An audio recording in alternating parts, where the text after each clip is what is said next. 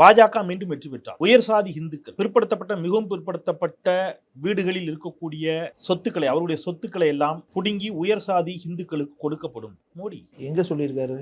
மோடி சொல்லியிருக்கிறாருங்க. எங்க சார் சொன்னாரு? சும்மா ஏதாவது ஒன்று சொல்லிட்டு போக முடியாது. மோடி சொல்லியிருக்கிறாரு சார். எங்க சார் நான் சொன்னா நம்ப மாட்டீங்களா நீங்க? இங்க சொன்னாரு, இந்த இடத்துல சொன்னாரு, இல்ல நம்மளும் பார்க்கணும்ல. எதை பார்க்கணும்? வீடியோ இல்ல ஏதாவது தேர்தல் அறிக்கையில ஏதாவது சொல்லிருக்காரு நம்புவீங்க நீங்க? சொல்லணும்ல. அவர் அப்படி நிஜமா சொல்லியிருக்காரா? நாட்டுடைய தலைமை அமைச்சர் எந்த பொறுப்பும் இல்லாம வாய்க்கு வந்ததை பேசும்போது நான் ஒரு சாமானியன், நானும் சொல்றேன். யாருக்கப்பா நாட்டுல நீங்க வாய்க்கு வந்து நீங்களும் சொல்லுங்க. 2 எருமை மாடுகள் இருந்தால் ஒரு எருமை மாட்டை காங்கிரஸ் பத்திட்டு போயிரும். இல்ல சார், காங்கிரஸ் எருமை மாடு மேய்க்கிற வேலையா பார்த்துட்டு இருக்குது. அந்த மாதிரியான ஒரு பார்ட்டி இது. எந்த மாதிரியான பார்ட்டி? 65 வருஷமா எருமை மாட்டை எல்லாம் அப்படிதான் பத்திட்டு வந்தாங்களா காங்கிரஸ்? உங்களுக்கு ஒண்ணு தெரியுமா? மோடி நிச்சயமாக தோல்வி அடைய போகிறார் என்று சொல்லி உகாண்டா நாடு மிகப்பெரிய வருத்தத்தில் இருக்கு. தெரியுமா உங்களுக்கு? என்ன சார் சம்பந்தமே இல்லை.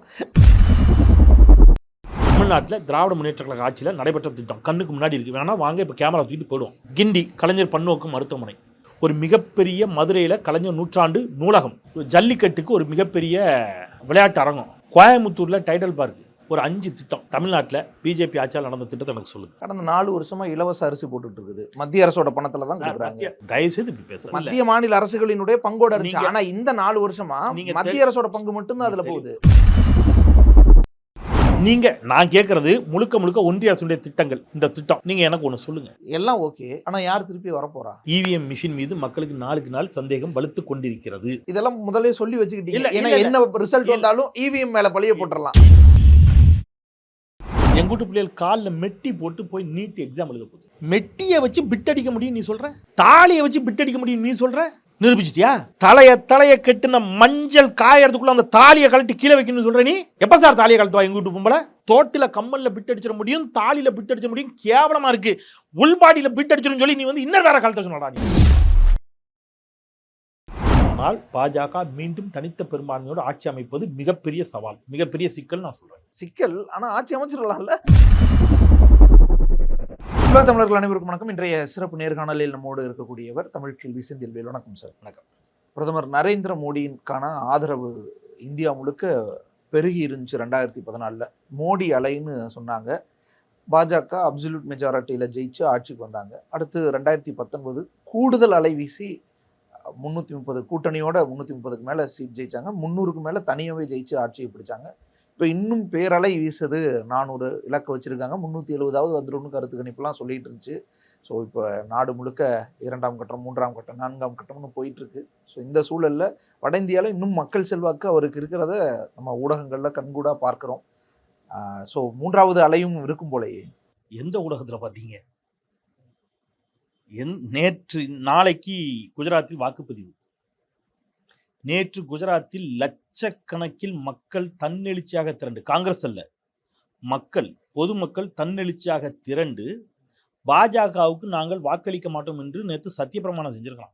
ராஜ்புத் போராட்டம் தானே. ஆமா, ஆனா அவங்க மக்கள் இல்லையா, இந்தியர்கள் இல்லையா? அது அந்த சமூகத்தினுடைய தலைவர்கள், மன்னர்களா இருந்தவங்க, அவங்களுடைய வாரிசுகள்லாம் வந்து இது ஒரு சின்ன பிரச்சனை, இதெல்லாம் பெருசுப்படுத்தாதீங்க, உலக அளவுல இருக்கக்கூடிய சூழலுக்கு நம்ம மோடி ஆதரிக்க வேண்டிய அவசியம் இருக்குன்னு அவங்க எல்லாம் அறிக்கை விட்டுருக்காங்க. ஸோ லட்சக்கணக்கான கூடிய மக்கள் வாக்குறுதி எடுத்துருக்காங்க. இப்போ அவன் ஓட்டு போடுவானா ஓட்டு போட மாட்டானா? நீங்கள் மேலே இருக்கிறவங்க சொல்லிடுவாங்க, கீழே இருக்கிற மக்கள் தன்னெழுச்சியா தரன்னு வந்திருக்கிறாங்க இல்லையா? பாஜகவிற்கு வாக்களிக்க மாட்டோம் என்று நேற்று சூழல் வைத்திருக்கிறார்கள். அவங்க இந்தியர்கள் இல்லையா, மக்கள் இல்லையா? குஜராத்தில் நடந்துச்சு. விவசாயிகள் தன்னெழுச்சியாக திரண்டு லட்சக்கணக்கில் போராடி பாஜகவுக்கு நாங்கள் ஓட்டு போட மாட்டோம், இந்த நாட்டை சேர்ந்தவங்க தானே சொல்கிறாங்க தானே. இப்போ இவர்களெல்லாம் வட இந்தியாவில் தானே இருக்கிறார்கள். இப்போ வட இந்தியா ஏதோ ஒட்டுமொத்தமாக பாஜகவுக்கு ஆதரவாக இருக்கிற மாதிரியான ஒரு தோற்றத்தை, போலியான பிம்பத்தை ஒரு சில வட இந்திய ஊடகங்கள் ஏற்படுத்தி கொண்டிருக்கிறார். உண்மை அது அல்ல. இப்போ மோடி அலை அப்படிலாம் அங்கே ஒன்றும் இல்லை. அதனால தான் அவர் திடீர்னு ஃப்ரீக்வெண்ட்டாக திருப்பி அங்கே போகிறாரு. இன்னைக்கு திருப்பி எங்கே போயிருக்கிறாரு? ராமர் கோயிலுக்கு போயிட்டார். ராமர் கோயில் திறந்த பிறகு மீண்டும் ராமர் கோயிலுக்கு. சாமி கும்பிட தப்பே இல்லை, அப்படிலாம் யாரும் ஒன்றும் சொல்ல. எப்போ நம்ம சாமி அதிகமாக வேண்டும்? கஷ்டம் வரும்போது. சரி, மோடிக்கு இப்போ கஷ்ட காலம், அதனால சாமியை தேடி தேடி போகிறாரு. எப்படியாவது காப்பாற்றுங்க சாமி இல்லையா? எனக்கு உன்னை விட்டா வேற யாரையும் இப்போதைக்கு வழி இல்லை. சொல்லி வாக்கு கேட்பதற்கு என்கிட்ட எந்த சாதனைகளும் இல்லை 10 ஆண்டுகளில். ராமா நீயாவது காப்பாத்து என்று ராமருடைய காலடியில் சரணாகதி அடைந்து விட்டார். ஆனா ராமரே இந்த முறை யாருக்கு எதிராக இருக்கிறாரு? மோடிக்கு எதிராக இருக்கிறாரு. என்ன சார், ராமராஜ்யத்தை நாங்க தான் அமைச்சுக்கிட்டு இருக்கோம்னு சொல்றவங்களுக்கு எதிராக ராமரே ராமர் கோயிலே ஊழல் பண்ணிட்டாங்கல்ல, நிலத்தை வாங்கினதுல ஆட்டையை போட்டாங்கல்ல. அதனால பல கோடி, உங்களுக்கு நம்ம ஏற்கனவே பேசிப்போம்னு நினைக்கிறேன், 10 நிமிஷத்துல அந்த நிலம் கை மாறியதுல பல கோடி என்ன செஞ்சது, மோசடி நடைபெற்றது. அதனால ராமரே என்ன செய்யறாரு, கடுப்பாகிறாரு. என்னடா இது பெரிய நம்ம பேரை சொல்லி இவ்வளவு ஆட்டையை போட்டிருக்காங்களே அப்படின்னு ராமரும் கோவத்தில் இருக்கிறதா எனக்கு செய்தி. இல்லை, ராமருடைய ஆதரவும் எனக்கு கிடையாது இந்த வாட்டி, கிடையாது. அது இல்லாம பெருவாரியான மக்கள் பாஜகவினுடைய தேர்தல் அறிக்கையாலும் மோடியின் மீது கடும் கோபத்தில் இருக்கிறார்கள். என்னன்னா, பாஜக மீண்டும் வெற்றி பெற்றார். உயர் சாதி இந்துக்கள், பிற்படுத்தப்பட்ட மிகவும் பிற்படுத்தப்பட்ட வீடுகளில் இருக்கக்கூடிய சொத்துக்களை, அவருடைய சொத்துக்களை எல்லாம் புடுங்கி உயர் சாதி இந்துக்களுக்கு கொடுக்கப்படும். மோடி எங்க சொல்லியிருக்காரு? எங்க சொல்லியிருக்கிறாருன்னு கேட்குறீங்க? மோடி சொல்லியிருக்கிறாருங்க. எங்க சார் சொன்னாரு? சும்மா ஏதாவது ஒன்று சொல்லிட்டு போக முடியாது. மோடி சொல்லியிருக்கிறாரு சார். எங்க சார்? நீங்க தெளிவா, மிக தெளிவா பேசுறாரு. உயர் சாதி இந்துக்கள் அவர்கள் தான் முக்கியம், அவர்களுக்கு பிற்படுத்தப்பட்ட ஒடுக்கப்பட்டவர்களுடைய வீடுகளில் இருக்கக்கூடிய சொத்துக்களை புடுங்கி கொடுப்போம். நீங்க ஒரு சைக்கிள் வச்சிருந்தீங்கன்னா 2 வீல் இருந்துச்சுன்னா அதுல ஒரு வீலை கலத்தி அவன் கொடுத்துருவோம்னு பேசியிருக்காரா இல்லையா? சார் சிரிக்கிறீங்க. எங்க சார் சொன்னாரு? சார் நான் சொன்னா நம்ப மாட்டீங்களா நீங்க? நீங்க சொல்லுங்க, நம்புறேன், அதெல்லாம் ஓகே. இங்க சொன்னாரு, இந்த இடத்துல சொன்னாரு, இல்ல நம்மளும் பார்க்கணும்ல. எதை பார்க்கணும்? வீடியோ இல்ல ஏதாவது தேர்தல் அறிக்கையில தான் நம்புவீங்க நீங்க சார்? வேற எப்படி சார்? ஒரு பிரதமர் ஏதோ சொல்றாருன்னு நம்ம சொல்லிட்டு போயிட முடியுமா? பிரதமரே சொல்றாரு சார். இல்ல சார், சொல்லணும்ல, அவர் அப்படி நிஜமா சொல்லியிருக்காரா? இல்ல சார், பிரதமர் வாயில வந்ததெல்லாம் வளர்றாருல. காங்கிரஸ் தேர்தல் அறிக்கையில சொல்லிச்சா? மன்மோகன் சிங் சொன்னாரா? காங்கிரஸ் ஆட்சிக்கு வந்தால் இஸ்லாமியர்களுடைய ஹிந்துக்களுடைய தாலியில் இருக்கக்கூடிய தங்கத்தெல்லாம் பிடிங்கி இஸ்லாமியர்கள்ட்ட கொடுப்போன்னு காங்கிரஸ் சொல்லிச்சா? எந்த பத்திரிகை கேட்டுச்சு பிரதமரை? நீங்க தேவேந்திரன் பழனிசாமி செந்தில்வேல்ட்ட ஆதாரம் கேட்குற மாதிரி இந்த நாட்டில் இருக்கக்கூடிய ஒரு பத்திரிகையாவது இந்த நரேந்திர தாமோதரதாஸ் அவர்களை பார்த்து, மிஸ்டர் நரேந்திர தாமோதரதாஸ் எங்க இருக்கு எவிடன்ஸ் கொடுங்க. காங்கிரஸ் தேர்தல் அறிக்கையில் அப்படி இருக்கிறதா? மன்மோகன் சிங் அப்படி பேசினாரா? ஆதாரம் எங்க கேட்டீங்களா? ஒரு பிரைம் மினிஸ்டர் சார், இந்த நாட்டுடைய தலைமை அமைச்சர், எந்த பொறுப்பும் இல்லாமல் வாய்க்கு வந்ததை பேசும்போது நான் ஒரு சாமானிய, நானும் சொல்றேன். யாருக்கப்பா நாட்டில் நீங்க வாய்க்கு வந்து நீங்களும் சொல்லுங்க. என்ன சார் இப்போ கெட்டு போச்சு? மோடி பேசுறாருல, அவர் இஷ்டத்துக்கு பேசுறாருல. நான் இப்போ சொல்றேன் சார், பாஜக ஆட்சிக்கு வந்தால் சாமானிய இந்துக்களுடைய வீடுகளில் இருந்து ஏழை வீடுகள், இப்போ நீங்க ஏழை வீடா இந்துவா இருந்தா உங்க வீட்டில் சைக்கிள் இருக்குன்னு வைங்க, 2 வீல் வேண்டாம் உங்களுக்கு, 1 வீல் போதுன்னு 1 வீலை பிடுங்கி உயர் சாதி இந்துக்களுக்கு கொடுக்க போறாங்க. நீங்க 2 சிலிண்டர் வச்சுருந்தா 1 சிலிண்டரை பிடுங்க போறாங்க. தெரியுமா உங்களுக்கு? எதுக்கு உங்களுக்கு 2 காது? ஒரு காதை அறுத்துருவோம். நான் கேட்கறதுக்கு சமாசா இருக்குல்ல. இப்படிதானே பிரைம் மினிஸ்டர் பேசினாரு. 2 எருமை மாடுகள் இருந்தால் 1 எருமை மாட்டை காங்கிரஸ் பத்திட்டு போயிரும். இல்ல சார், காங்கிரஸ் எருமை மாடு மேய்க்கிற வேலையா பார்த்துட்டு இருக்கு. அப்படி சார் என்ன சார்? இல்ல சார், அந்த மாதிரியான ஒரு பார்ட்டி இது. எந்த மாதிரியான பார்ட்டி? 65 வருஷமா எருமை மாட்டை எல்லாம் அப்படிதான் பத்திட்டு வந்தாங்களா காங்கிரஸ்? எத்தனை எருமை மாட்டை புடிங்கிட்டு வந்துட்டாங்க? அது லிட்டரல் மீனிங்காவே எடுத்துக்கணும் இல்ல? லிட்டரலா மக்கள்கிட்ட பேசுறாரு. லிட்டரல் மீனிங் அந்த பகுதி மாடுகள் வளர்ப்பவர்கள் அதிகமா இருக்கக்கூடிய பகுதி. தெளிவா தான் பேசுறாரு. அந்த அவர் அன்னைக்கு மீட்டிங் போட்ட பகுதி முழுக்க மாடு சார்ந்த தொழில்கள் இருக்கக்கூடிய, பால் சார்ந்த தொழில் இருக்கக்கூடியவர்கள் அவர்கிட்ட பேசுறாரு. வளத்தை பாதிக்கப்பட்டுரும். நீங்க அப்படி பேசல. 2 மாடு வச்சிருக்கீங்களா, 1 மாட்டை காங்கிரஸ் புடிங்கிருங்கிறாரு. வேற மீனிங் அப்படி இருக்கலாம்ல. அவர் அத சொல்ல வந்து இப்படி சொல்ற மாதிரி. சரி, நானும் அப்படி வச்சுக்கிறேன். புரிஞ்சுக்கிடுங்க. இப்ப என்ன 2 காது எதுக்குன்னு 1 காதை மோடி அறுத்துருவாரு அப்படின்னா என்ன அர்த்தம்? மக்களை வந்து என்ன செய்ய போறாரு? கஷ்டப்படுத்த போறாரு. நான் சொன்னதாக புரிந்து கொள்ளுங்கள். என்ன சார், மோடி சொன்னதுக்கு நீங்க திருக்குறளுக்கு பொலிப்புரை எழுதுன மாதிரி எழுதும்போது நான் சொன்னதுக்கு எதாவது எழுதிட்டு போங்க. என்ன பிரச்சனை இப்ப? சார், ஒரு பிரதமர் பேசுற மாதிரியா சார் பேசுறாரு? நம்ம இந்தியாவில் இதுவரைக்கும் எந்த பிரதமராக இப்படி பேசியிருப்பாங்களா? ஒரு தேர்தல் பரப்புரையில் என்ன சார் பேசணும்? நானும் இந்த தேர்தல் ஆரம்பிக்கப்பட்டதுலேருந்து பார்க்கேன். தினசரி ஊடக விவாதங்கள், நீங்களும் நெறியாளராக இருந்தீங்க, நானும் நெறியாளராக இருந்திருக்கிறேன். 10 வருடங்களாக நான் வந்து நிகழ்ச்சிகளை பண்ணியிருக்கிறேன். ஒரு நாள் ஒரு தலைப்பு, 10 ஆண்டு சாதனைகளை அடுக்கிய பிரதமர் மோடி, எதிர்க்கட்சிகளுக்கு பகிரங்க சவால், இப்படிலாம் என்னைக்காவது தலைப்பு இருக்குமான்னு பார்க்குறேன். இல்லவே இல்லை. எரும மாடு, பசுமாடு, பாகிஸ்தானு, முஸ்லீமு, இதே தான் தலைப்பு. நீங்கள் 10 ஆண்டு ஆட்சி பண்ணிட்டீங்கல்ல, என்ன உங்கள் 10 ஆண்டு ஆட்சி காலத்தில் நீங்கள் கிழித்தீர்கள் என்பதை மக்களுக்கு சொல்லி நீங்கள் ஓட்டு கேட்டிருக்கீங்களா? இவ்வளோ நாள் இந்த தேர்தல் பிரச்சாரத்தில் ஏதாவது ஒரு பிரச்சார கூட்டம் நீங்கள் சொல்லுங்கள். உங்களுக்கு ஒன்று தெரியுமா?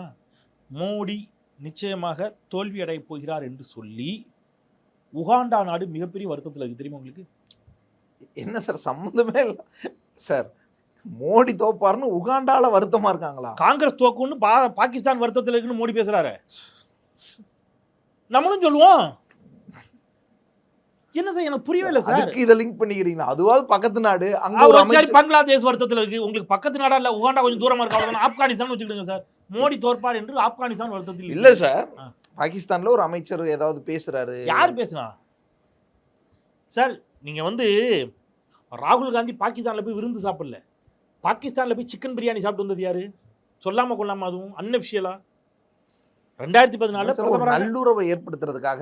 அப்ப நீங்க நவாஸ் ஷெரீப் பிரதமரா இருக்கும்போது, நீங்க போய் நவாஸ் ஷெரீப் பிரதமரா இருக்கும்போது சொல்லாம கொள்ளாம திடீர்னு நீங்க வர்ற வழியில ஆண்டி வேலை இறங்கு நம்ம பாகிஸ்தான்ல அவர் வீட்டுல போய் சிக்கன் பிரியாணி சாப்பிட்டு அவருக்கு ஒரு பிறந்தநாள் வாழ்த்து சொல்லிட்டு போயிருவோம் அப்படின்னு போனா அது நல்லுறவு. ஆனா பாகிஸ்தான் பக்கமே போகாத ராகுல் காந்தியை நீங்க பாகிஸ்தானோட தொடர்பு பத்தி பேசுவீங்க, காங்கிரஸ் பாகிஸ்தானோட தொடர்பு பத்தி பேசுவீங்க. என்ன லாஜிக் எனக்கு புரியவே இல்லை சார். ஒரு பிரதமரா 2 நாட்டுக்கு இடையில பகைமை இருந்துட்டு இருக்கு. 2008க்கு பிறகு எந்த ஒரு உறவும் இல்லை. அந்த நேரத்துல திடீர்னு போயிட்டு அங்க இருக்கிற ஒரு பிரதமரை சந்திச்சு ஒரு டிப்ளமேட்டிக்கான ஒரு மூவை வந்து எடுக்கிறாரு, ஒரு நல்லுறவை ஏற்படுத்துறதுக்கு முயற்சிக்கிறாருன்ற அதை நம்ம எப்படி அரசியல்படுத்த முடியும்? அது ஒரு நாட்டு நலனுக்கான ஒரு விஷயம் இல்ல. மன்மோகன் சிங் இதே மாதிரி போயிருந்தாருன்னா அது துணிச்சல் கிடையாது. அது என்ன தெரியுமா? பிரியாணி திங்க போயிட்டு ஆரம்பிங்க. சரியா? இங்க ஒன்று இருக்கு. ஜெயலலிதா என்ன செய்தாலும், அதாவது ஜெயலலிதா வந்து சட்டத்திற்கு மீறி, சட்டத்திற்கு புறம்பாக, சரியா, என்ன சொல்றது, அவருடைய சட்டத்தை தன் கையில் எடுத்துக்கொண்டு அவர் ஏதேனும் அவருடைய ஆணவ போக்கினால் செய்தால் கூட, அராஜகம் செய்தால் கூட அது துணிச்சலாக பார்க்கப்படும். அதையே வேறொருவர் செய்தாலும், இங்கே திருமாவளவன் செய்கிறார் அல்லது திமுக வந்து துணிச்சலாக ஒன்று செஞ்சா கூட, அராஜகமாக இல்லை, துணிச்சலாக செஞ்சா கூட அது அராஜகமாக பார்க்கப்படும். இதே மாதிரி தான் அங்கே மோடி போனார்னா அது வந்து வேற. அது இந்திய நலனுக்காக சார். யார் இருந்தாலும் இந்திய நலனுக்காக. 2 நாட்டுக்கு இடையில பகைமை இருக்குது, அதை முடிக்கிறதுக்கான ஒரு முயற்சி எடுத்துட்டீங்க. அந்த நாட்டு நலனுக்கான ஒரு முயற்சி எடுத்துட்டீங்களா சார்? நீங்க இந்தியால இருந்து பாகிஸ்தான் போனீங்க, 2 நாடு சுமூகமா இருக்கணுங்கிறதுக்காக போனீங்க. வெல் அண்ட் குட், வாழ்த்துக்கள். சுமூகமா ஆயிடுச்சா? அதுக்கப்புறம் உங்க ஆட்சியில தான் சார் நான் என்னுடைய இந்திய வீரர்கள் 40 பேரை நான் பலி கொடுத்தோம் சார். நாங்க எனக்கு வருத்தம் இருக்கு. புல்வாமாவில் பயங்கரவாதிகள் உள்ள வந்து அடிச்சான்ல, சொல்லுங்க. பதான்கோட் விமானப்படை தளத்தில் வந்து யார் தாக்குதல் நடத்தினது? பயங்கரவாதிகள் தாக்குதல் நடத்தினான்ல. சீனாக்காரன் ஊடுருவி வீட்டை கட்டிட்டான், ரோட போட்டான்ல. நீங்க கூட்டு வச்சு மாமல்லபுரத்தில் வச்சு தூஞ்சலாடினீங்கல்ல. அவனுக்கு என்னன்னு கேட்க முடியல. ஆனா நீங்க சம்பந்தமே இல்லாம நீங்க வந்து உடனே பாகிஸ்தான் பசுமாட்டை இவ்வளவு நாள் நம்புறீங்க, இப்ப பசுமாடு கைவிட்டுருச்சோன்னா எரும மாடு. என்ன சார் நான் என்ன கேட்குறேன்? ஒரு பிரதமர் பேசுறது மாதிரியா பேசுறாருங்கிறேன். நானுமே இந்த டிபேட் எப்படி நடத்துறதுக்கு எனக்கு வெக்கமா இருக்குது. எப்படி நடத்திருக்கணும்? பிரைம் மினிஸ்டர் இந்தந்த வாக்குறுதிகளை கொடுத்தார், இந்தந்த வாக்குறுதிகள் நிறைவேற்றப்பட்டிருக்கிறது, 10 ஆண்டு கால ஆட்சியினுடைய சாதனைகளாக இதை சொல்கிறார். இந்த சாதனைகளை நீங்கள் எங்கே முரண்படுகிறீர்கள் நீங்க கேட்டு, இந்த சாதனைகள் என்று சொல்கிறாரே, இதுல பாருங்க இந்த இருக்கு புள்ளி வரும், இதுல இந்த சிக்கல் இருக்கு, இந்த சிக்கல் இருக்கு, இது இப்படிதானே இந்த உரையாடல் இருந்திருக்கணும். அப்படியான ஸ்பேஸே பிரதமர் உருவாக்கி கொடுக்கலையே சார். ஓவராலா நாடு முன்னேறி இருக்குல்ல. எங்க பொருளாதார எங்க இடத்துல இருந்தோம், இப்ப நம்மளுடைய கீழே வந்துட்டோம் சார். யார் சொன்னா? டாலருக்கு நிகரான இந்திய ரூபாயின் மதிப்பு என்னவா இருந்துச்சு பிரதமர் வரும்போது? ஒட்டுமொத்த உள்நாட்டு உற்பத்தி வளர்ந்துருக்கு. கீழே வந்துட்டோம் சார். இல்ல சார், ஒட்டுமொத்த உள்நாட்டு பட்டினி தரவரிசை பட்டியல இந்தியா தான் இன்னைக்கு வந்து ரொம்ப பின்னோக்கி. பாகிஸ்தானை விட, பங்களாதேஷை விட, ஸ்ரீலங்கா விட நம்ம கீழே போயிட்டோம். நம்மளோட ஜிடிபி வளர்ந்துட்டு இருக்குல்ல சார். ஜிடிபி 4 பேர் வளர்ந்தாலும் வரணும் சார். அதல்ல 2 வச்சுக்கோங்க. உலக பணக்காரர்கள் வரிசையில் அதானி 3ஆம் இடத்துக்கு போனார், அது வளர்ச்சி. ஒட்டுமொத்தமா அதையும் சேர்த்தா நீங்க நினைச்சுவீங்க கணக்குல வைப்பாங்க சார். நம்ம 4 பேர் இருக்கோம் சார். 4 பேருக்கும் சேர்ந்து 4 பேரோட சொத்து மதிப்பு 40 கோடி நீங்க சொல்றீங்கன்னு வைங்க ஒரு உதாரணத்துக்கு. அதுல உங்க பாக்கெட்ல மட்டுமே என்ன செய்யுது? 39.75 லட்சம் கோடி இருக்குன்னு வச்சுக்கோங்க. 39 கோடியே 75 லட்சம் ரூபாய் இருக்கு உங்க பாக்கெட்ல. மீதி 3 பேருக்கும் கொஞ்சம் தான் இருக்குது. 4 பேரும் சேர்ந்து பெருமைப்பட்டுக்கிறதுக்கு என்ன சார் இருக்குது? சிஸ்டம் அதுதானே சார். சிஸ்டம் அப்படி இல்ல. அப்படி இதற்கு முன்பு இல்ல. இதற்கு முன்பு அந்த மாதிரி இல்ல. முன்பு அப்படிதான் சார். அப்படி இல்ல சார். நாட்டுல வளர்ச்சி பரவலாக்கப்பட்டது. இன்னைக்கு வந்திருக்கக்கூடிய கருத்து கணிப்புகள் ஒன்று சொல்லிச்சு. தி ஹிந்து நாளேடு முதல் பக்கத்தில் வெளியிட்டுச்சு. என்ன வெளியிட்டுச்சு? நாட்டில் பிரதான பிரச்சனையாக மக்கள்கிட்ட கருத்து கணிப்பு நடத்தினாலும் போட்டாங்க. பிரதான பிரச்சனை எது? 2 பிரச்சனை குறிப்பிட்டான். ஒன்று வேலையில்லா திண்டாட்டம், இன்னொன்று விலைவாசி உயர்வு. இன்னைக்கு பணவீக்கம் என்னவா இருக்கு? இந்தியாவில் 2 ஸ்டேட்ல தான் பணவீக்கம் கட்டுக்குள் இருக்கிறது. ஒன்று தமிழ்நாடு, இன்னொன்று கேரளா. மற்ற ஸ்டேட்ல எல்லாம் பணவீக்கம் கட்டுக்குள்ள இல்லை. ஒன்றிய அரசு தான் சொல்லுது, நான் சொல்லலை. எல்லாமே ஒன்றிய அரசுடைய ரிப்போர்ட் தானே. நீங்க என்ன எதை வச்சுட்டு நீங்க வந்து ஒட்டுமொத்தமா வளர்ந்துருச்சுன்னா யார் வளர்ந்துருக்கிறா சார்? இங்கேருந்து ரஷ்யா உக்ரைன்ல போர் நடக்கிற இடத்துக்கு வேலைக்கு போறான் சார். உத்தரப்பிரதேசத்தில் இருக்கக்கூடிய இளைஞர்கள் உக்ரைன் போருக்கு ஏன் போறான்? யூடியூப்ல இருக்கு, நீங்க அடிச்சு பாருங்க. அவன்கிட்ட போய் பேட்டி கேட்கறான் ஒரு நார்த் இந்தியன் மீடியா. போர் முனைக்கு வேலைக்கு போறியா, செத்துற மாட்டியான்னு. இங்க பசியால சாவுற உயிர் அங்க போய் போர் முனையில வேலை பார்த்து 4 பேரை சோத்தை தின்ட்டான செத்து போறேங்கிறான் அவன். நீங்க என்ன வேலை வாய்ப்பு உருவாக்கி கொடுத்தீங்க? ஆண்டுக்கு 2 கோடி வேலை வாய்ப்புன்னு சொன்னீங்களா, உருவாக்கி கொடுத்துட்டீங்களா? என்ன பண்ணிருக்கிறீங்க நீங்க? ஏதாவது ஒண்ணு எனக்கு இதுதான் இப்படி நடந்திருக்கு, என் கண்ணு முன்னாடி தெரியும்ல. இன்ஃப்ராஸ்ட்ரக்சர் எவ்வளவு வளர்ந்துருக்கு சார். எங்க சாலை எவ்வளவு சார், பெரிய சாலை, 200 கிலோமீட்டர் வேகத்துல போகக்கூடிய சாலை எல்லாம் ஃபிளைட்டை இறக்கலாம். அந்த மாதிரி சாலைகள் எங்கேன்னு உத்தரப்பிரதேசத்துல சொல்லுங்க சார். உத்தரப்பிரதேசத்துல சார். சார் நீங்க இந்த சீனாக்காரன் போட்ட ரோட்டெல்லாம் வந்து இது பண்ணி கிராபிக்ஸ் பண்ணி காட்டுற வேலையை பேசாதீங்க. இன்னைக்கு நான் இப்ப என் செல்போன்ல எடுத்து காட்டுமா, உத்தரப்பிரதேசம் இன்னைக்கு ஒரு ஸ்கூலோட நிலைமையை காட்டுறான் சார். உள்ள அப்படி இருக்கும்.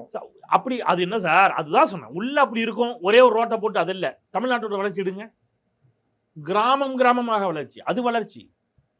நீங்க ஒரு இந்த ரோட்லாம் யார் போட்டா? இன்னைக்கு இருக்கக்கூடிய ஹைவேஸ்லாம் யார் சார் போட்டா? மனசாட்சியோட பேசுவோம், யார் போட்டது? வாஜ்பாய் ஆட்சி காலத்தில் ஆட்சி முடிவடையக்கூடிய நேரத்தில், ஆட்சி முடிவடைந்து அவர் வீட்டுக்கு போறாரு, ஆட்சியினுடைய கடைசி காலம், தங்க நாற்கர சாலை திட்டம்னு ஒன்று என்ன செய்யறாரு, தொடங்குறாரு. எனக்கு இன்னும் நல்ல நினைவு இருக்கு. எங்கள் ஊர் வள்ளியூர் பக்கம் பனகுடியில் ஒரு பெரிய பில்லர் இந்த பக்கமும் அந்த பக்கமும் வச்சு, ரோடு கிடையாது அப்போ, வந்து சிங்கிள் ரோடு. நீங்களாம் அப்படி வந்து அனுபவம் இருக்கான்னு தெரியல. நான் வந்திருக்கிறேன் ஊர்லேருந்து, திருவள்ளூர் பஸ்ஸில் ஏறினா ஒரு சிங்கிள் ரோடு தான். இந்த பக்கம் ஒரு பஸ் போகலாம், இந்த பக்கம் ஒரு பஸ் வரலாம், அவ்வளோதான் ரோடு. அதை வந்து அப்படின்னா என்னன்னு எங்களுக்குலாம் அப்போ புரியல. தங்க 4 ரோடாண்டா, 4 வண்டி போக மாட்டா, எப்படா போகலாம் நாங்கள் தங்கத்தில் வேற சொல்றாங்க, தங்க நாற்கர சாலைன்னு வச்சாங்க. ஆனால் அவர் அந்த திட்டத்துக்கு தொடக்க விழா மட்டும் தான் நடத்தினார். 1 இன்ச் ரோடு போடல. அவர் தேர்தல் வருது, அவர் ஆட்சி இறங்குகிறது. மன்மோகன் சிங் பொறுப்பேற்றார்.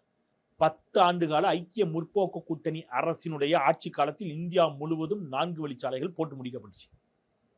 என்ன பேசுறீங்க, எனக்கு புரியவே இல்லை. 10 வருஷம் ஆச்சு இல்ல, எய்ம்ஸை கட்டிட்டீங்களா நீங்க? நான் இப்படி கேட்கிறேன் தேவேந்திரன், நீங்க வேணாம் இப்படி வேணாம், பார்க்குற மக்களுக்கு கலாட்டம்னு ஒன்று சொல்லுவோம். நான் ஒரு 5 திட்டம் சொல்றேன். தமிழ்நாட்டில் திராவிட முன்னேற்ற கழக ஆட்சியில் நடைபெற்ற திட்டம் கண்ணுக்கு முன்னாடி இருக்கு. வேணா வாங்க இப்போ கேமரா தூக்கிட்டு போயிடுவோம். கிண்டி கலைஞர் பன்னோக்கு மருத்துவமனை கெட்டி முடிச்சு பயன்பாட்டுக்கு வந்துருச்சு, ரைட்டா? ஒரு மிகப்பெரிய மதுரையில் கலைஞர் நூற்றாண்டு நூலகம், அதில் படித்த கண் தெரியாத ஒரு பட்டதாரி வங்கி பணிக்கு வேலைக்கு போயிட்டார், ரைட்டா? நம்ம கண்ணு முன்னாடி இருக்கிற திட்டம். ஜல்லிக்கட்டுக்கு ஒரு மிகப்பெரிய விளையாட்டு அரங்கம் திறந்துட்டாங்க. கீழடியில் மிகப்பெரிய அகலாய்வு திறந்துட்டாங்க. கோயம்புத்தூரில் டைடல் பார்க், தஞ்சாவூரில் டைடல் பார்க்கான வேலையை ஆரம்பிச்சிட்டாங்க. கட்டணமில்லா மகளிர் பேருந்து நம்ம கண்ணு முன்னாடி பார்க்குறோம். மகளிர் உரிமை தொகை மாதம் 1000 ரூபாய் கண்ணு முன்னாடி பார்க்குறோம், வாங்கிட்டாங்க. எனக்கு இப்படி ஒரு 5 திட்டம் தமிழ்நாட்டில் பிஜேபி ஆட்சியால் நடந்த திட்டத்தை எனக்கு சொல்லுங்க. கடந்த 4 வருஷமா இலவச அரிசி போட்டுட்டு இருக்குது, மத்திய அரசோட பணத்துல தான். மத்திய தயவு செய்து பேசுறது கொரோனாக்கு பிறகு, தயவு செய்து அதுக்கு முன்னாடி வரைக்கும் தமிழ்நாடு பேர் பண்ணுச்சு. அது தமிழ்நாடு ஆல்வேஸ் இந்த திட்டத்தெல்லாம் இருந்துச்சு சார். ஆனா மத்திய அரசு பணம் இருக்குது. மத்திய அரசு இன்னைக்கு இல்ல, மத்திய இந்திரா காந்தி காலத்துல இருந்து இருக்குது. ஒரு விஷயத்தை புரிஞ்சுங்க, இந்த என்ன சொல்றது, நீங்க வந்து பிடிஎஸ் சிஸ்டம் அப்படிங்கிறது இன்னைக்கு இல்ல சார், அது இருக்கு, இன்னைக்கு தோற்றுவிக்கப்பட்டது. மத்திய மாநில அரசுகளினுடைய பங்கோட இருந்துச்சு. ஆனா இந்த 4 வருஷமா மத்திய அரசோட பங்கு மட்டும் தான் அதுல போகுது. யார் சொன்னா அப்படி? யார் சொன்னது? யார் சொன்னது? என்ன டேட்டா? மாநில அரசுடைய பங்களிப்பு அதுல 1 ரூபாய் கூட அரிசி கோதுமை தானியங்கள் 1 ரூபாய் கொடுத்துட்டு இருந்தோம் சார், கொடுத்துட்டு இருந்தோம். இலவச அரிசி நம்ம தமிழ்நாடு அரசு கொடுத்துட்டு இருந்துச்சு, கொடுத்துட்டு இருந்துச்சுல. நான் இப்படி கேக்குறேன், ஆனா இப்போது மத்திய அரசே கொடுக்குது. நான் இப்படி கேக்குறேன், நாங்க எவ்வளவு சென்ட்ரல் கவர்மெண்ட் கொடுக்குறோம் சொல்லுங்க, எவ்வளவு கொடுக்குறோம்? இந்தியாவில் மிக அதிகமாக வரி வருவாயில் கொடுக்கக்கூடிய 2வது மாநிலம் தமிழ்நாடு. நீங்க அதை மறந்துடுறீங்க. நீங்க எங்களுக்கு கொடுத்த திட்டம், அதாவது இந்த திட்டத்தை நீங்க தான் புதுசா கொண்டு வந்த மாதிரி பேசாதீங்க. தமிழ்நாட்டில் ஏற்கனவே அண்ணா சொன்னார் சார், அண்ணா காலத்துல ஆரம்பிச்சது. ஓகே சார், ஆனா இது எல்லாம் கடந்து 3 படி லட்சியம் 1 படி நிச்சயம். எஸ், கலைஞர் கொண்டு வந்தாரு. அதன் பிறகு ஜெயலலிதா அம்மையார் கொண்டு வந்தாங்க. நீங்க, நான் கேட்கறது முழுக்க ஒன்றிய அரசுடைய திட்டங்கள். இந்த திட்டம் நீங்க எனக்கு ஒண்ணு சொல்லுங்க, நான் எடுக்கிறேன். கலைஞருடைய திட்டங்கள் எது ஆரம்பிக்கிறேன், பேசுவோம். நீங்களும் சொல்லுங்க, நான் சொல்றேன். சார் மெட்ரோ ரயில் யார் சார் கொண்டு வந்தா? புதிய தலைமைச் செயலகம் யார் சார் கேட்டா? சமத்துவபுரங்கள் யார் சார் கொண்டு வந்தா? மினி பஸ் திட்டம் யார் சார் கொண்டு வந்தா? மாவட்டம் தோறும் அரசு மருத்துவமனை யார் சார் கொண்டு வந்தா? குடிநீர் வடிகால் வாரியம் யார் கொண்டு வந்தா? குடிசை மாற்று வாரியம் யார் கொண்டு வந்தா? பிச்சைக்காரர்கள் நலம் வாரியம். நீங்க எனக்கு இப்படி ஒரு 10 திட்டம் நீங்க அடுக்குங்க. இல்லைன்னே வெச்சுப்போம். Right sir. இப்ப எல்லாம் ஓகே, ஆனா யார் திருப்பி வர போறா? நான் திருப்பி 2 கேள்வி வைக்கிறேன். நீங்க வர மாட்டீங்க, தோத்துருவீங்க அப்படிங்கிறது கள நிலவரம். ரைட், சரி, அதையும் தாண்டி வச்சுப்போம். நம்ம ஏற்கனவே வரமாட்டீங்கன்னு கள நிலவரம் இல்ல, சொல்றீங்க. நான் சொல்றேன் கள நிலவரம் அதான். மக்கள் வெறுக்கிறார்கள் உங்களை. சார் இல்ல சார், ஒரு 2 மாசத்துக்கு முன்னாடி இல்ல, நான் நீங்க எப்படி சொல்றேன், பேசுனீங்கன்னா நான் சொல்ல வரேன். இல்ல, நீங்க எனக்கு நல்லா ஞாபகம் இருக்கு, அதைத்தான் நான் இப்ப சொல்ல வரேன். நம்ம ஏற்கனவே பேசியிருக்கோம். என்ன பேசியிருக்கோம்னா, தனிப்பெரும் கட்சியாக பாஜக வரலாம், ஆனால் தனித்த பெரும்பான்மை கிடைப்பதில் சிக்கல் இருக்கும். அதையும் தாண்டி அதுவும் எதிர்பார்ப்பா தான் சொன்னீங்க. அதையும் தாண்டி தனித்த பெரும்பான்மை பாஜகவுக்கு கிடைத்தால் எனக்கு இந்த தேர்தல் சிஸ்டத்தின் மூலமே முழுக்க என்ன வரும்? சந்தேகம் வரும். இவிஎம் மிஷின் மீது மக்களுக்கு நாளுக்கு நாள் சந்தேகம் வலுத்து கொண்டிருக்கிறது. இதெல்லாம் முதல்ல சொல்லி வச்சுக்கிட்டீங்க. ஏன்னா என்ன ரிசல்ட் வந்தாலும் இவிஎம் மேல பழிய போட்டுறலாம். இவிஎம் அப்படி இல்ல, இவிஎம்ல பண்ண முடியாதுன்னு நீங்க எப்படி சொல்றீங்க சார்? நிரூபிக்க சொல்லி அவ்வளவு தடவை தான் கேக்குறாங்க இல்ல தேர்தல் ஆணையத்துல. யார் செஞ்சாங்க? இவிஎம் வச்சு எதுவும் பண்ண முடியாது அப்படிதானே அவங்க சொல்றாங்க. எங்க வீட்டு பிள்ளைகள் காலில் மெட்டி போட்டு போய் நீட் எக்ஸாம் எழுத போகுது. மெட்டியை வச்சு பிட் அடிக்க முடியும் நீ சொல்ற? தாலியை வச்சு பிட் அடிக்க முடியும் நீ சொல்ற? நிரூபிச்சிட்டியா? தலைய கட்டின மஞ்சள் காயறதுக்குள்ள அந்த தாலியை கழட்டி கீழே வைக்கணும்னு சொல்ற நீ? எப்ப சார் தாலியை கழட்டுவா எங்க வீட்டு பொம்பளை? வயிற்றுச்சலா இருக்குதா இல்லையா? கல்யாணம் ஆகி 3 நாளுக்குள்ள நீ தாலியை கழட்டி கீழே வைக்க சொல்ற? ஹிந்து விரோதம் இல்லையா இது? தாலியில வச்சுதான் எங்க வீட்டு பிள்ளைகள் பிட் அடிச்சிருமா? மெட்டியை கழட்டா சொல்ற? நிரூபிச்சிட்டியா நீ மெட்டியில வச்சு எங்க வீட்டு பிள்ளைகள் பிட் அடிச்சிருச்சுன்னு? கம்மலை கலத்தா சொல்ற? அப்ப சாமானிய பிள்ளைங்க சார், எப்படியாவது படிச்சு முன்னேறணும், டாக்டர் ஆயிரணும்னு நினைக்கிற சாமானிய பிள்ளைங்க, படிப்பை மட்டும் நம்புற பிள்ளைங்க மெட்டியில பிட் அடிச்சிட முடியும், தோட்டில கம்மல்ல பிட் அடிச்சிட முடியும், தாலியில பிட் அடிச்சிட முடியும். கேவலமா இருக்கு. உள்பாடியில பிட் அடிச்சிடும் சொல்லி நீ வந்து இன்னும் வேற கலத்த சொன்னடா நீ? இவ்வளவுத்திலும் பிட் அடிச்சிடும் எங்க வீட்டு பிள்ளைங்க நீ சொல்லலாம். அரசு அதிகாரம், சிபிஐ, இடி, அமலாக்கத்துறை, எலெக்ஷன் கமிஷன் எல்லாத்தையும் கையில் வச்சிருக்கிற நீங்க இவிஎம் மிஷின்ல டேம்பர் பண்ண மாட்டீங்களா? அது நடக்கவே நடக்கா நீங்க சொல்லுங்க, நான் நம்பணும். என்ன லாஜிக்கு சொல்லுங்க? இப்ப நீ நிரூபிச்சிட்டியா நான் கேட்கிறேன். நீட்ல ஒரு நீட்ல நீ நிரூபிச்சிட்டியா? எதை வச்சு நீ டவுட் பண்ற? ஃபுல் ஹேண்ட் ஷர்ட் போட விட மாட்டேங்கிற, சட்டையை கட் பண்ணி விடுற. நல்லா செக் பண்ணிக்க கைய. சட்டை கத்திரிக்கோல் வச்சு கட் பண்ணி விட்டுற நீ. பொம்பளை பிள்ளைகள் முட்டிக்குள்ள கையை விட்டு இப்படி பாக்குற. எப்படி பிட் அடிக்க அந்த பிள்ளை? டெக்னாலஜி வளர்ந்துருக்கு, இது எல்லாத்தையும் வச்சு பிட் அடிச்சிட முடியும் நம்புற இல்ல? டெக்னாலஜி வளர்ந்துருக்கு நீ நம்புற இல்ல? அந்த டெக்னாலஜி வச்சு இவிஎம் டேம்பர் பண்ண முடியும்னு சந்தேகம் ஏன் பொதுமக்களுக்கு வரக்கூடாது? நானா சொன்னேன்? கர்நாடகத்தில் உங்க ஆள் தான் சொன்னாரு, பாஜக காரரு. நீ யாருக்கு வேணாலும் ஓட்டு போடு, யாருக்கு தான் ஓட்டு விடும்? பாஜக ஓட்டு விடும் சொன்னது யாரு? பாஜக காரரு, பாஜக எம்பி, அமைச்சர். என்ன பண்ணீங்க நீங்க? எலெக்ஷன் கமிஷன் அவர் மீது ஆக்ஷன் எடுத்துக்கணும்ல? உண்மைக்கு புறமான தகவலை நீ எப்படியா சொல்லலாம் எலெக்ஷன் கமிஷன் மீது? நான் எல்லாம் சந்தேகத்தை தான் சொல்றேன். அவர் ஓப்பனாகவே சொல்லிட்டாரு. என்ன நிரூபிச்சிட்டீங்க? நான் என்ன கேட்குறேன், நீங்க ஒரு பொருள் வாங்குறீங்க தேவேந்திரன், ஒரு பைக் வாங்குறீங்க. பைக் எதுக்கு வாங்குறீங்க? ஓட்டுறதுக்கு தானே, போறது தானே. பைக்கை ஸ்டாண்டு போட்டு நீங்க கலத்தவே இல்லை. பைக்கை வாங்கி வச்சிருக்கீங்க, அந்த பைக்கை யாரும் தொடப்படாது, ஓட்டப்படாது, நீங்களும் ஓட்ட மாட்டீங்க அப்படின்னு நீங்க சொன்னீங்கன்னா என்ன கேள்வி வரும் வீட்டில்? நான் 1.5 லட்ச ரூபா கொடுத்து பைக்கை வாங்கி வச்சிருக்கீங்க, 1.5 லட்ச ரூபா கொடுத்து பைக்கை வாங்கி வச்சது எதுக்கு கேட்போமா மாட்டோமா? அதே கேள்வியை நான் சாமானியமாக கேட்கேன். 1 அல்ல 2 அல்ல 5000 கோடி ரூபாய் செலவீட்டில் என்னுடைய வரிப்பணம், உங்க வரிப்பணம், பார்க்குற மக்களுடைய வரிப்பணத்தில் 5000 கோடி ரூபாயில் நீங்க விவிபேட் மிஷின் வாங்கினீங்க. வாங்கினது எதுக்கு வாங்கினீங்க? விவிபேட் வாங்கிட்டீங்கல்ல, அதில் இருக்கிறது என்ன இவிஎம், இந்த டவுட்டே எங்களுக்கு வேண்டாம். விவிபேட்டை எண்ணீர், அவ்வளோதானே. நீங்க யோக்கியர்கள் தானே, சிறப்பானவர்கள் தானே. இந்த பக்கம் 10 ஓட்டு, அதே 10 ஓட்டு இந்த பக்கம் வந்திருக்கு, ரெண்டையும் மேட்ச் பண்ணிரு. ஏன் என்ன மறுக்கிற? ஏன் அப்ப டவுட் வருமா வராதா? ரொம்ப லாஜிக்கான டவுட் சார். நீங்க யோக்கியர்கள் சார், நான் நம்புறேன் சார். 5000 கோடி ரூபாய் அப்புறம் எதுக்கு அதை வாங்கினேன்? சுப்ரீம் கோர்ட் போய் அங்கேயே யார் கேஸ் போட்டது? விவிபேட்டுக்கு கேஸ் போட்டது யாரு? காங்கிரஸா போட்டுச்சு? எல்கே அத்வானி போட்டாரு. எல்கே அத்வானி போட்ட வழக்குல உச்சநீதிமன்றம் தீர்ப்பு கொடுத்துச்சு விவிபேட்டுக்கு. இன்னைக்கு விவிபேட்டை நீங்க வாங்கி வச்சுட்டீங்க. யார் வாக்குறுதி கொடுத்தது? 2019 தேர்தலிலேயே விவிபேட்டை நாங்கள் முழுமையாக பயன்படுத்துவோம், அதை என்னன்னு சொன்னது யாரு? தேர்தல் ஆணையம். 2024 தேர்தல் வந்துருச்சு. நீங்க என்ன சார் டிஜிட்டல் இந்தியா? நீங்க என்ன வளர்ந்துருக்கிறீங்க? இல்ல சார், அது நாளாகும், நேரமாகும். இப்ப தேர்தல் என்ன ஒரே நாள்ல முடிச்சிட்டீங்களா நீங்க? ஒரே நாள்ல முடிச்சிட்டீங்கன்னா தேர்தல. 1½ மாசமா நடத்திட்டீங்க தேர்தல. நீங்க இதெல்லாம் ஒரே நாடு ஒரே தேர்தல் நடத்த போறீங்கன்னா, தம்மா துண்டு ஸ்டேட்டுக்கு 4 கட்டமா தேர்தல் நடத்துறீங்க. காத்திருக்கோம்ல. முன்னாள் தேர்தல் ஆணையர் சொல்லுகிறார். விவிபேட்டையும் சேர்த்து முழுமையாக எண்ணி முடிவுகளை சொல்வதற்கு 1 நாள் ஆகுங்கிறார். கூடுதல் பணியாளர்கள் சார். படபடன்னு எண்ணி போட வேண்டியதான். அவ்வளவுதானே? இதற்கு முன்பு வாக்குச்சீட்டுல தேர்தல் நடத்தணும்ல. எண்ணி முடிவு சொல்றதுக்கு என்ன 1 மாசமாச்சு? எத்தனை நாள்ல சொன்னோம்? 1 நாள்ல சொல்லல. அதிகபட்சம் நைட்டு விடிய விடிய நடந்திருக்கும். அவ்வளவுதானே? இருப்போம் பொறுமையா. இப்ப என்ன பிரச்சனை? 19ஆம் தேதி, ஏப்ரல் 19ஆம் தேதி ஓட்டு போட்டோம். ஜூன் 4ஆம் தேதி வரைக்கும் வெயிட் பண்றோம்ல முடிவு பார்க்கறதுக்கு. கூட 2 நாள் ஜூன் 6 ஆகட்டுமே. இப்ப என்ன பிரச்சனை? இந்த 2 நாள்ல எல்லாம் தலைகீழா இருப்பதோ? இதே மாதிரியான டோன், இதே சந்தேகங்களை எல்லாம் எழுப்புனீங்க. ஒருவேளை வட இந்திய மக்கள் வந்து அவர்களுக்கே வாக்களிச்சிடலாம், பாஜக ஆட்சிக்கு வரக்கூடாது, ஆனா வந்துருச்சுன்னா தேர்தலை இதுக்கப்புறம் காப்பாற்ற முடியாது, ஜனநாயகத்தை காப்பாற்ற முடியாதுனால சொல்லிட்டு இருந்தாங்க. இன்னைக்கும் அதான் நிலைமையா? இப்ப வேற கள நிலவரம் மாறுதுன்றீங்க. எந்த அடிப்படையில கள நிலவரம் மாறுதுன்னு 2 விதமா சொல்றேன். ஒன்று, ஏற்கனவே விவசாயிகளுடைய போராட்டம். இப்ப ராஜ்புத் சமூகத்தினுடைய பெரும் போராட்டம். அதெல்லாம் 1-2 ஸ்டேட்ல தானே சார்? ராஜஸ்தான், உத்தரப்பிரதேசம், குஜராத், மேற்கு உத்தரப்பிரதேசத்துல கொஞ்சம் பகுதிகள் தான். அதுவும் இன்னைக்கு ராஜ்கோட்ல நேற்று நடைபெற்ற போராட்டத்தில் லட்சக்கணக்கான மக்கள் திரண்டிருக்கிறார். ஹரியானா, ராஜஸ்தான், குஜராத், மேற்கு உத்தரப்பிரதேசம், இவங்க எல்லாருமே இன்னைக்கு அசம்பிள் ஆகுறாங்க. விவசாயிகள் இதே மாதிரி பஞ்சாப், ஹரியானா, மகாராஷ்டிரா பாஜகவிற்கு எதிரான மனநிலையில் இருக்கிறார்கள்.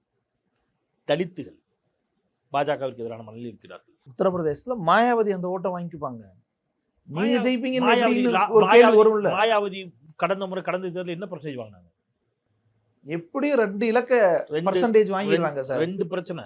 ஒட்டுமொத்த தலித்துகளுடைய வாக்குகளும் மாயாவதிக்கு செல்கிறது அப்படிங்கிறது எங்கேயும் நிரூபிக்கப்படலை. காங்கிரஸ், ஆம் ஆத்மி என்று அமைந்திருக்கக்கூடிய வலுவான கூட்டணி பல இடங்களில் பாஜகவிற்கு பெருத்த தலைவலி. இதெல்லாம் நான் கள நிலவரத்தை சொல்றேன், லாஜிக்கா சொல்றேன்.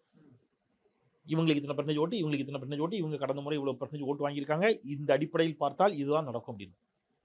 பாஜக படுதோல்வி அடையும் அப்படின்னு நானும் சொல்லலை. ஆனால் பாஜக மீண்டும் தனித்த பெரும்பான்மையோடு ஆட்சி அமைப்பது மிகப்பெரிய சவால், மிகப்பெரிய சிக்கல் நான் சொல்றேன். சிக்கல், ஆனா ஆட்சி அமைச்சிடலாம்ல? இல்ல, நான் திருப்பி சொல்றேன், பெரும் சிக்கல், பெரும் சவால். தனித்த பெரும்பான்மையோடு தானே, கூட்டணியா கூட ஆட்சி அமைச்சிடலாமே. அவங்களுக்கான சிங்கிள் லார்ஜஸ்ட் பார்ட்டியாக அவர்கள் உருவாகலாம். சிங்கிள் மெஜாரிட்டி அவர்களுக்கு கிடைக்காது. இன்னைக்கு தேதிக்கு அவங்ககிட்ட கூட்டணியில யாருமே இல்ல. நிதிஷ்குமார் இருக்காரு, வேற சந்திரபாபு நாயுடு இருக்காரு, வேற அவ்வளவுதானே சார். சிவசேனா இருக்கு, தேசிய சிவசேனா 2 அணி சார். ஒரு அணி தான் சிவசேனா ஒரிஜினல். வந்து இப்ப யார்கிட்ட இருக்குது?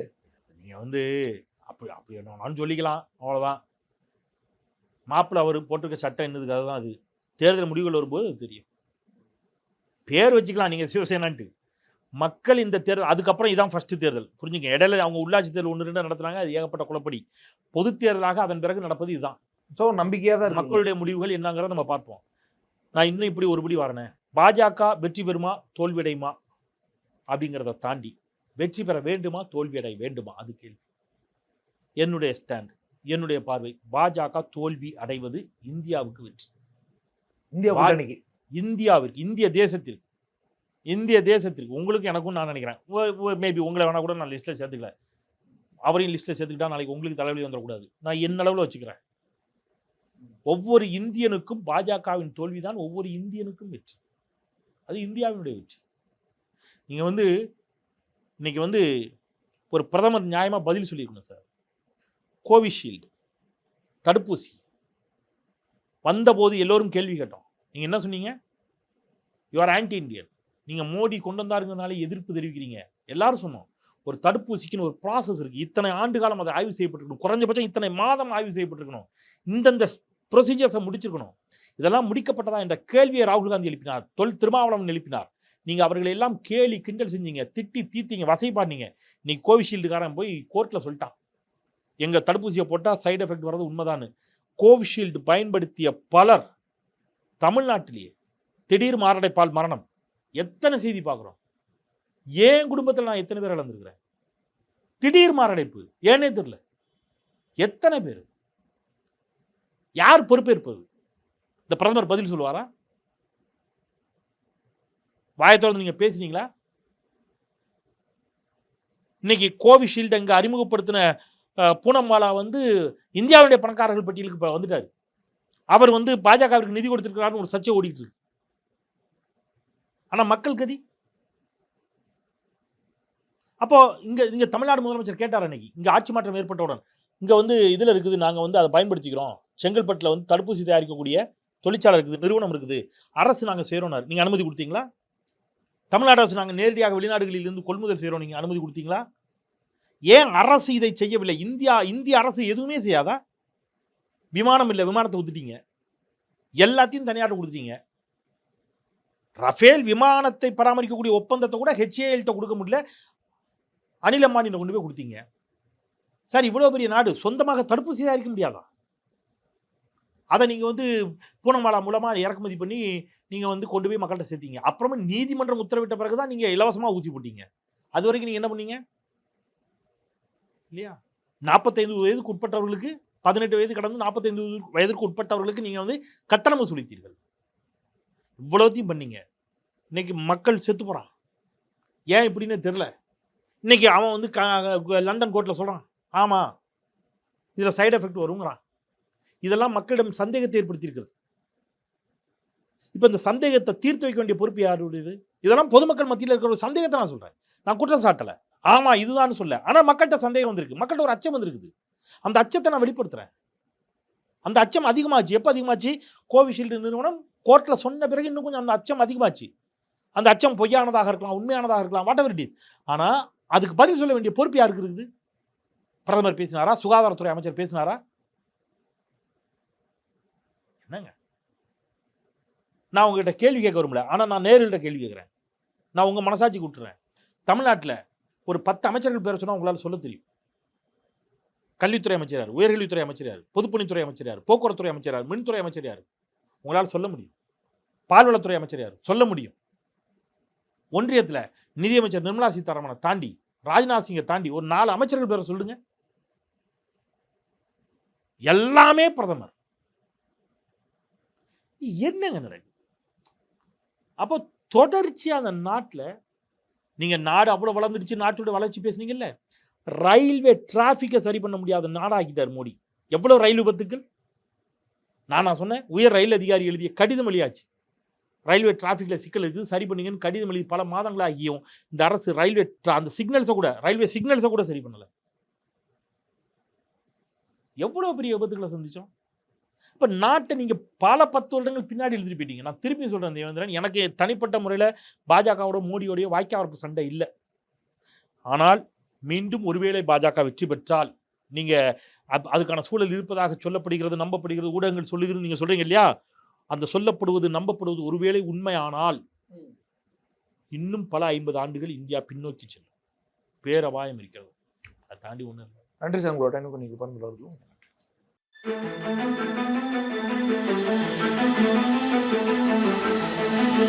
Thank you.